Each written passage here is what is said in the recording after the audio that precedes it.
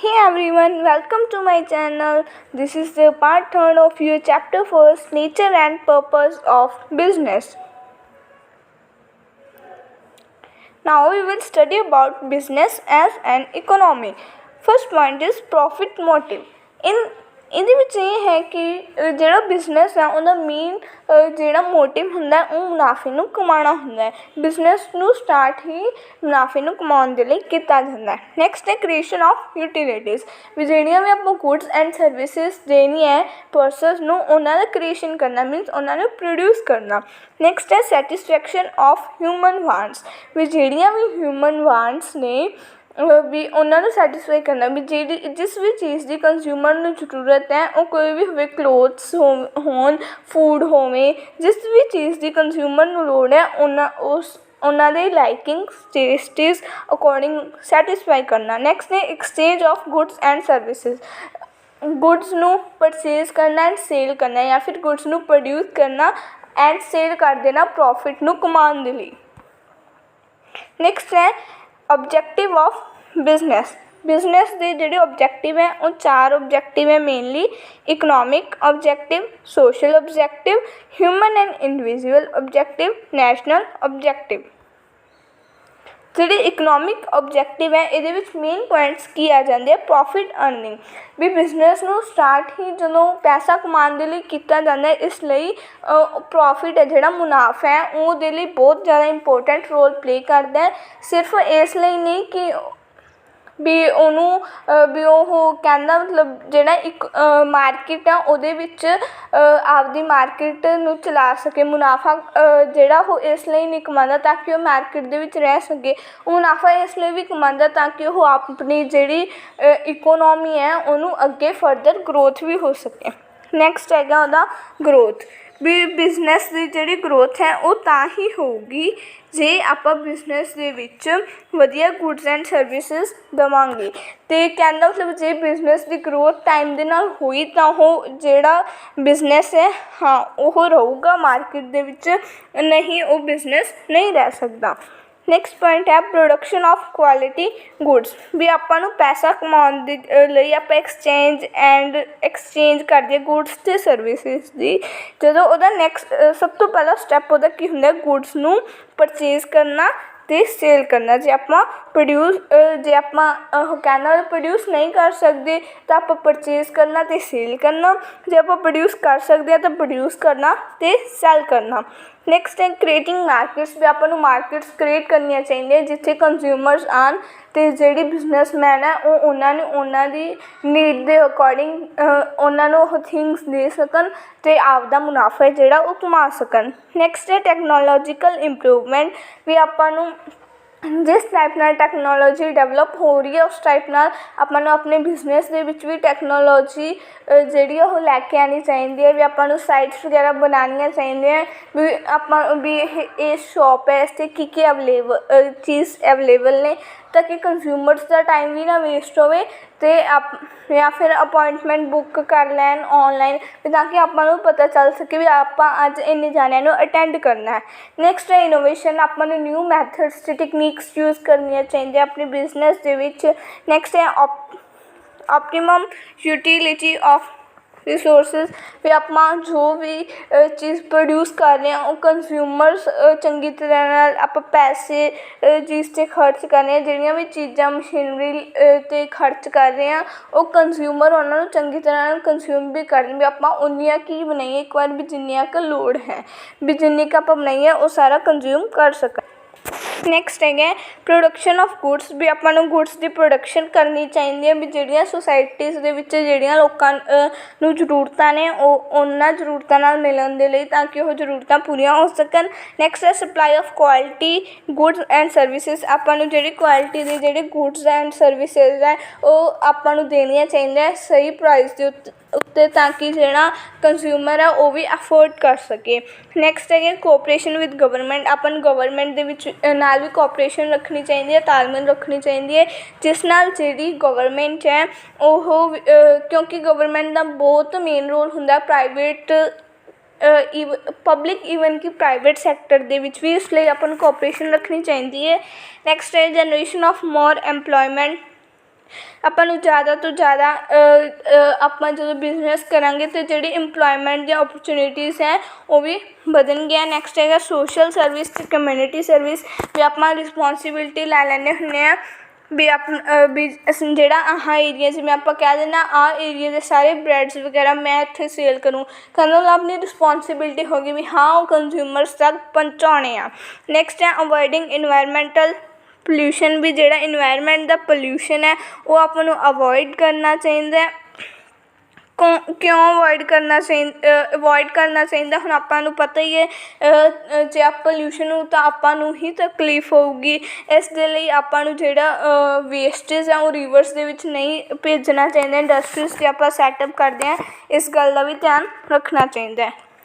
Next ਆ ਗਈ human objective. ਇਹ ਫਸਟ ਓਬਜੈਕਟਿਵ ਹੈ ਵੈਲਫੇਅਰ ਆਫ ਇੰਪਲੋਇਜ਼, ਵੀ ਜਦੋਂ ਜ਼ਿਆਦਾ ਬਿਜ਼ਨਸ ਸਟਾਰਟਅਪ ਹੋਣਗੇ ਤਾਂ ਜ਼ਿਆਦਾ ਇੰਪਲੋਇਮੈਂਟ ਦੀ ਓਪਰਚੁਨਿਟੀਜ਼ ਵਧਣਗੀਆਂ, ਇਸ ਨਾਲ ਜਿਹੜਾ ਇੰਪਲੋਇਜ਼ ਹੈ ਉਹਨਾਂ ਦਾ ਵੀ ਵੈਲਫੇਅਰ ਹੋਊਗਾ। ਨੈਕਸਟ ਹੈ ਸੈਟਿਸਫੈਕਸ਼ਨ ਆਫ ਕੰਜ਼ਿਊਮਰ। ਆਪਾਂ ਕੰਜ਼ਿਊਮਰਸ ਦੇ ਟੇਸਟਿਸ ਲਾਈਕਿੰਗ ਦੇ ਅਕੋਰਡਿੰਗ ਜਦੋਂ ਚੀਜ਼ਾਂ ਉਹਨਾਂ ਨੂੰ ਦੇਵਾਂਗੇ ਤਾਂ ਕੰਜ਼ਿਊਮਰ ਹੈ ਜਿਹੜਾ ਉਹ ਵੀ ਸੈਟਿਸਫਾਈ ਹੋਊਗਾ। ਨੈਕਸਟ ਹੈਗਾ ਸੈਟਿਸਫੈਕਸ਼ਨ ਆਫ ਸ਼ੇਅਰ ਹੋਲਡਰ ਜਿਵੇਂ ਓਨਰਸ ਹੁੰਦੇ ਆ, ਆਪਾਂ ਉਹਨਾਂ ਦਾ ਵੀ ਕੀ ਹੋਊ ਉਹ ਵੀ ਸੈਟਿਸਫਾਈ ਹੋਣਗੇ। ਜਦੋਂ ਜਦੋਂ ਕੰਜ਼ਿਊਮਰ ਸੈਟਿਸਫਾਈ ਹੋ ਗਿਆ ਤਾਂ ਉਹ ਆਪਾਂ ਨੂੰ ਉਨੇ ਪੈਸੇ ਦੇਊਗਾ ਜਿਸ ਤੋਂ ਆਪਾਂ ਵੀ ਸੈਟਿਸਫਾਈ ਹੋਵਾਂਗੇ। ਇਸ ਦੇ ਨਾਲ ਜਿਹੜੇ ਬਾਕੀ ਦੇ ਸ਼ੇਅਰ ਹੋਲਡਰਸ ਹੈ ਉਹ ਵੀ ਸੈਟਿਸਫਾਈ ਹੋਣਗੇ।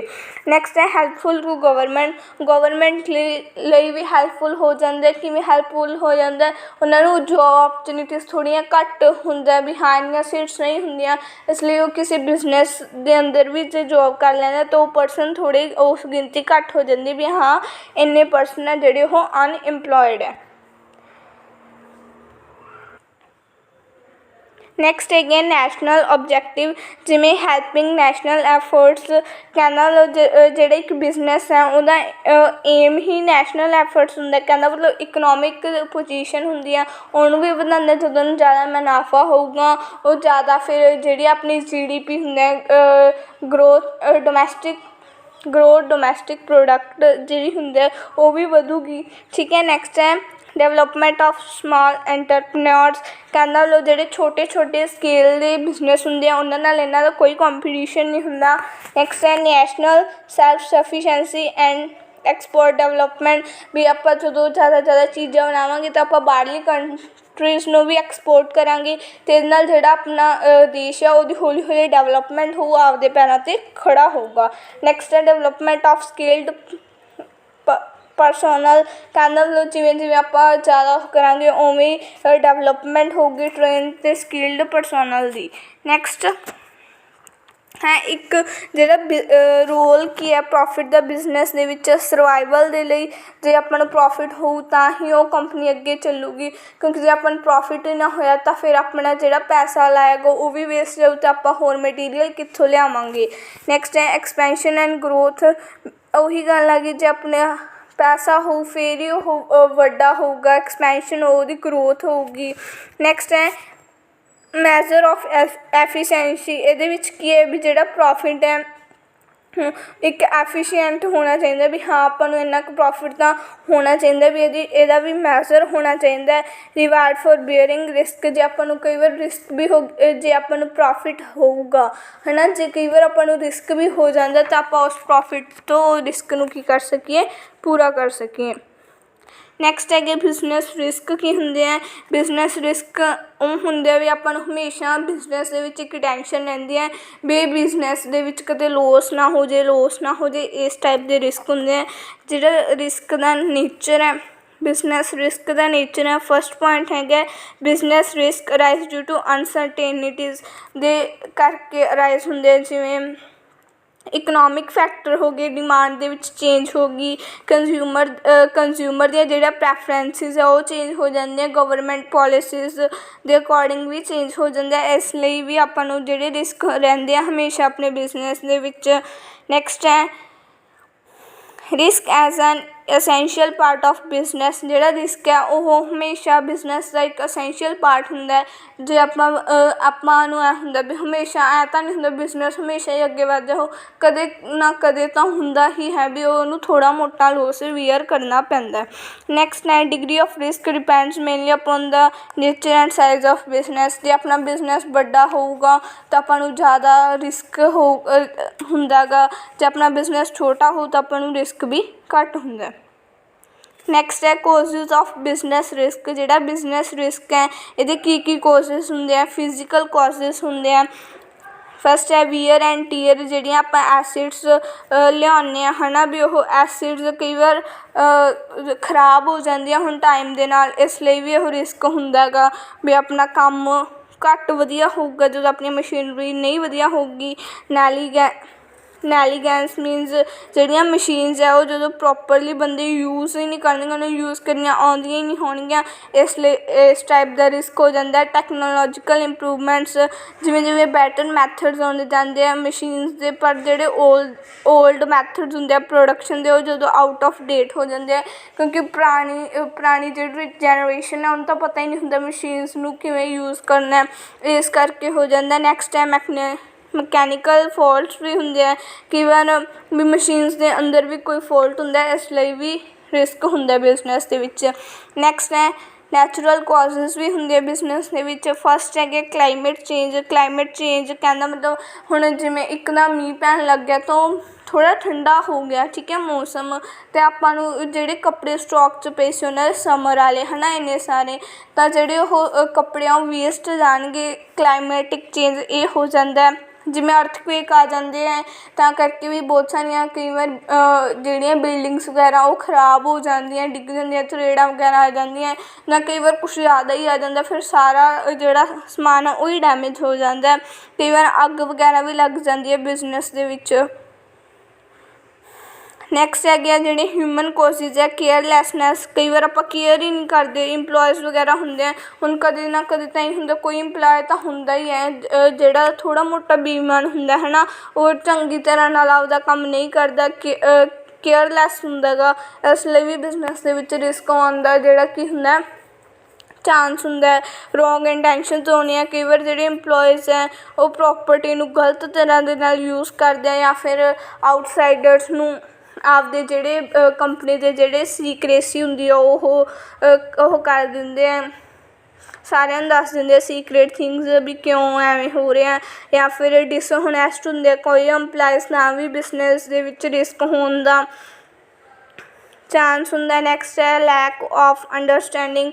ਕਈ ਡਿਸੀਜ਼ਨ ਮੇਕਰ ਇਹੋ ਜਿਹੇ ਹੁੰਦੇ ਆ ਬਿਜ਼ਨਸ ਦੇ ਵਿੱਚ ਜਿਹੜੇ ਗਲਤ ਡਿਸੀਜ਼ਨ ਲੈ ਲੈਂਦੇ, ਤਾਂ ਵੀ ਬਿਜ਼ਨਸ ਦੇ ਵਿੱਚ ਰਿਸਕ ਆਉਣ ਦਾ ਚਾਂਸ ਹੁੰਦਾ।